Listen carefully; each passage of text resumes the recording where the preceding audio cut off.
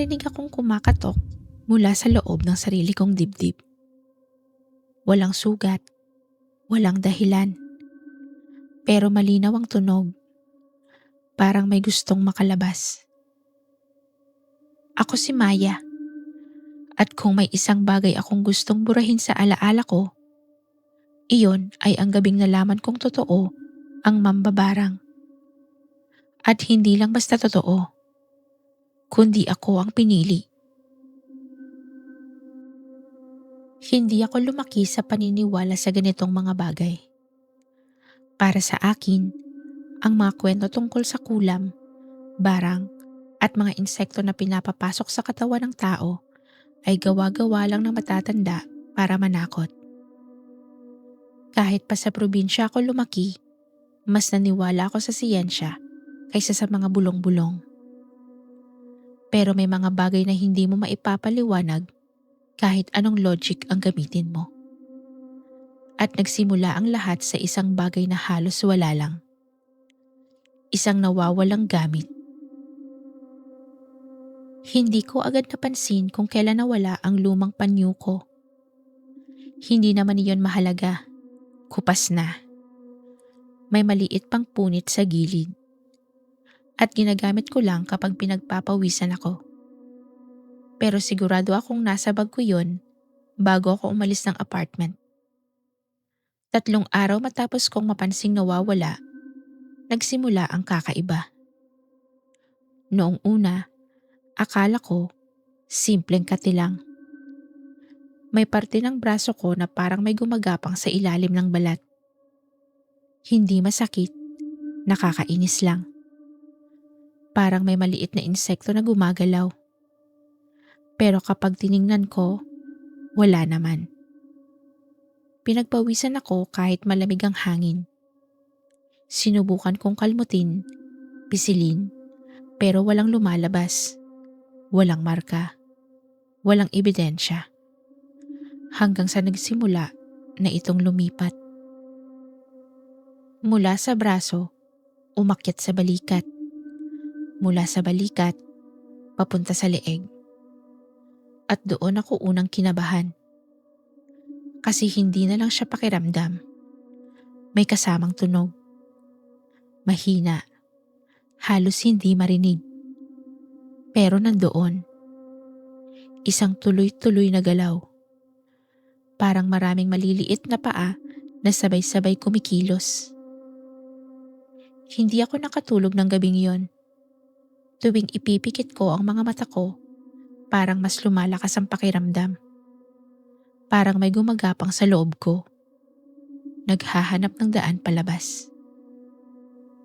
Kinabukasan, sinubukan kong ipagsawalang bahala. Nagtrabaho ako, nakipag-usap, nagpanggap na normal. Pero habang tumatagal, mas nagiging malinaw ang lahat. Habang nasa opisina ako, bigla akong napahinto. May naramdaman akong paggalaw sa loob ng tenga ko. Hindi sa labas, sa loob. Napahawa ko agad pero wala akong makuha. Okay ka lang? Tanong ng katrabaho ko. Tumango lang ako. Hindi ko kayang ipaliwanag. Paano mo sasabihin sa iba na may gumagalaw sa loob ng ulo mo?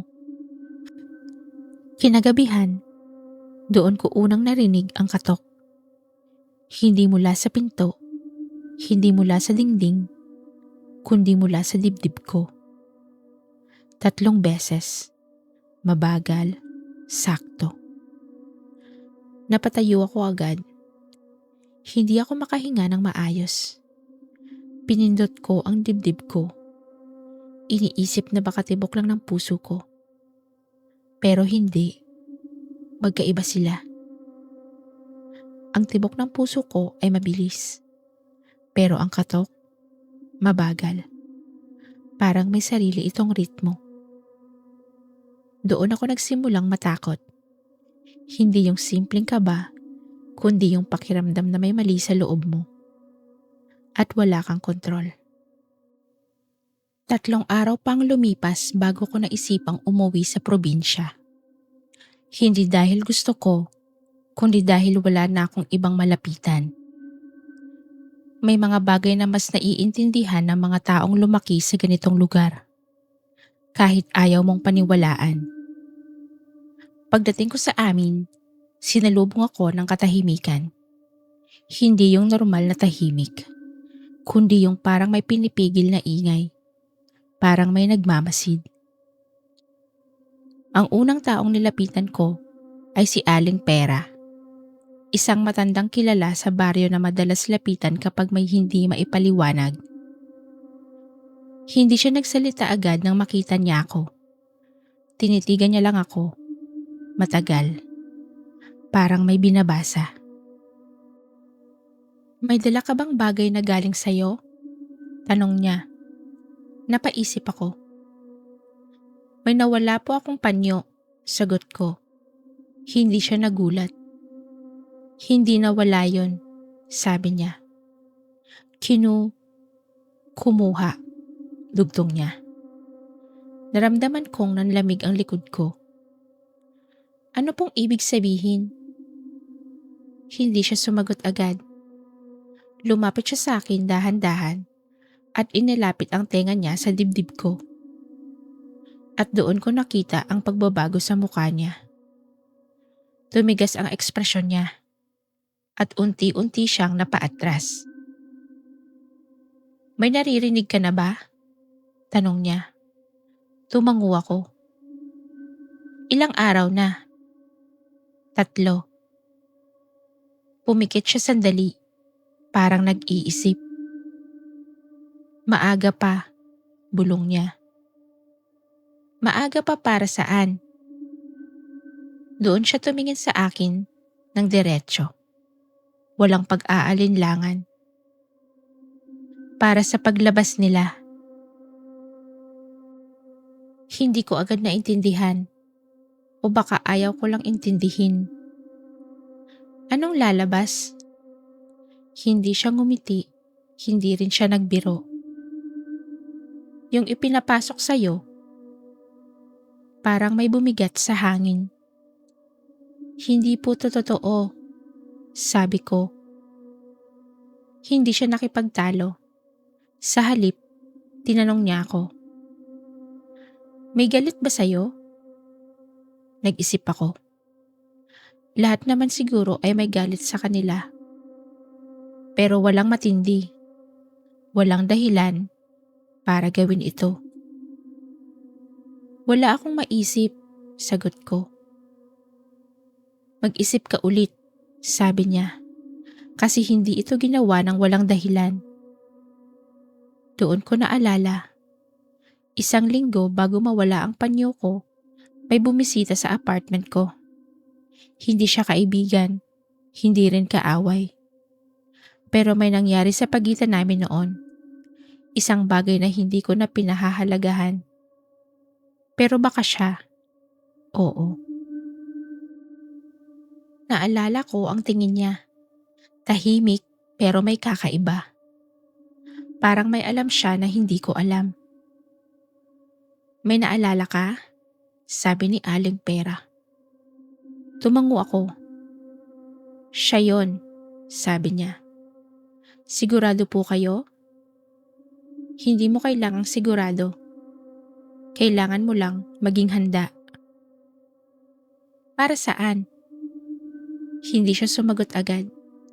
Sa halip, kumuha siya ng maliit na bote mula sa ilalim ng mesa. Sa loob nito, may gumagalaw. Agad ako napaatras. "Ano yan?" "Ganyan nagsisimula," sabi niya.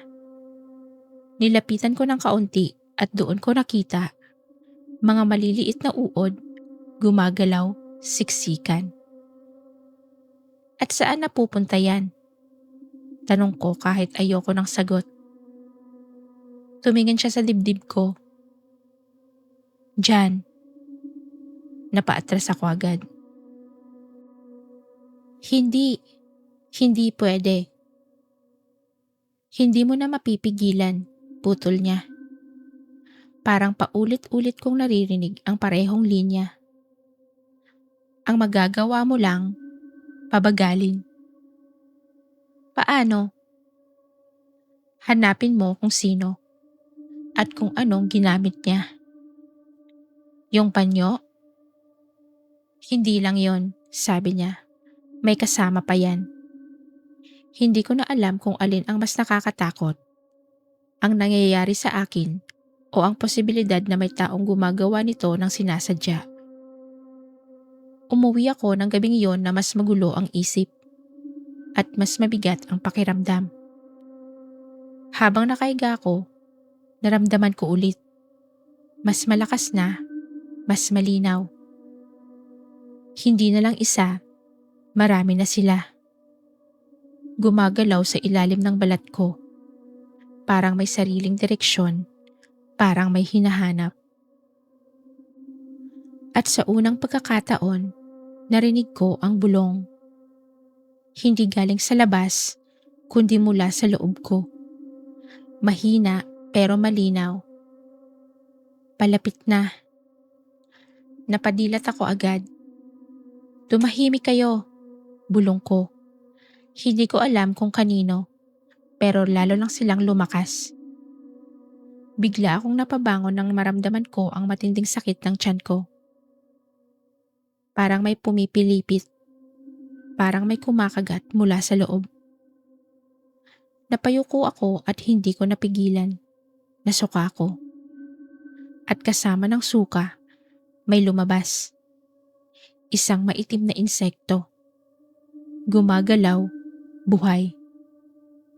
Napatitig ako. Hindi ako makasigaw. Hindi ako makagalaw. Kasi alam kong hindi yon ang huli. At tama nga ako. Kasunod nito, may isa pa. Mas maliit pero mas mabilis. Doon ko naintindihan, hindi ito sakit. Hindi ito guni-guni. Ito ay sinadya. Kinabukasan, bumalik ako kay Aling Pera. Hindi na ako nagtanong kung totoo. Alam ko na. Lumabas na sila, sabi ko. Hindi siya nagulat. Ilang piraso? 3. Tahimik siya sandali. Marami pa yan, sabi niya. Napaupo ako parang nawala ng lakas. Gaano karami? Hindi siya agad sumagot. Sa halip, sinabi niya, hanggat hindi mo mapipigilan, hindi sila titigil. Paano ko pipigilan? Tumingin siya sa akin. Hanapin mo siya. At kapag nakita ko na, doon siya ngumiti. Pero hindi yon magandang ngiti. Doon pa lang magsisimula ang totoong problema. Hindi ko na hinintay ang paliwanag. Umalis ako. Dala ko ang takot at ang katotohanan. Habang bumabalik ako sa lungsod, naramdaman ko ulit ang galaw. Mas mabigat, mas masakit. At bawat galaw, parang may kasama ng boses. Malapit na. Hindi ko alam kung ano ang mangyayari kapag dumating sila. Pero isang bagay ang sigurado. Hindi na ako ang may kontrol sa sarili kong katawan. At kung sino man ang mambabarang na gumawa nito, hindi pa siya tapos sa akin. Kasi kagabi lang, may natanggap ulit akong mensahe mula sa hindi kilalang numero. 3 salita ulit. Handa ka na ba?